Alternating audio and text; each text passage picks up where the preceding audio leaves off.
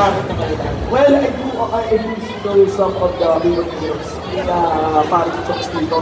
Recently, some of these experiences featured the newer heroes for Mobile Legends, much like 1-1, sila Sylvana dito. Pero there are some heroes tayo muna banggitin, no? Kasi baka makakektohan yung background nila na actually nakakagulat yung prowess ni Paris Chokes. Meanwhile, Dexy is actually, again, as I mentioned earlier, a really good Mobile Legends player. She can play marksman, she can even play instruments as well. Ready kami dito. Gusto ko makalaban yung Laila ng TikTok.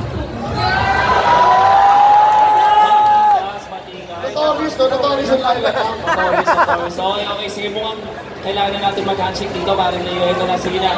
Do the handshake, syempre. Tapos, diretso na kayo sa inyong stations. Ito na yun. Sige, go ahead, guys. Yun na. E-sports na e-sports, ha? Ito na. Alright.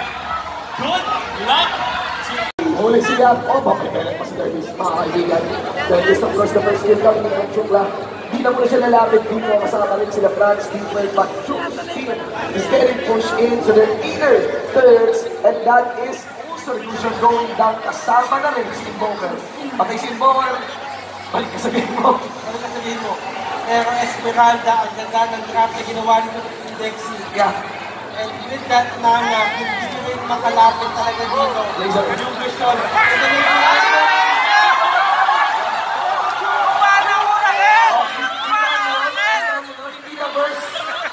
Hindi na burst. Not play lang. Hindi na burst. Hindi na burst. Tank lang. Kasi kung mag-iit ka, tapos yun. We got here the push. Dahil may Team Dexy ngayon. They're gonna be taking their very first inner turret. Team Chooks here has to play very steady. As you can actually see, the Team Dexy, tuloy-tuloy lamang yung pagkuhan ng objective. Pumapalo na sa halos 10,000 ang lamang sa ginto dito ng Team Dexy. Kumbaga, ang dito, ang dahil dito for Dexy, gano'n na lang talgin na to, na walang pagbabago, walang pagkakaiba, walang pagbabago sa nilaro nila these past 5 minutes. Kasi lahat na ginagawa nila yun is pagpanalo talaga. Ngayon, the pressure is on Team Dexy, hindi na papalasin dito ng base yung Team Chokes. Oo, pantay lang. Kita nyo pa rin yan, mga kaibigan. There is still a turtle timer para sa laro natin, lalong 8 minuto pa lamang ang lumilipas, mga kaibigan. Remember na, binabatalpan mga inner turrets dito ng Team Chooks.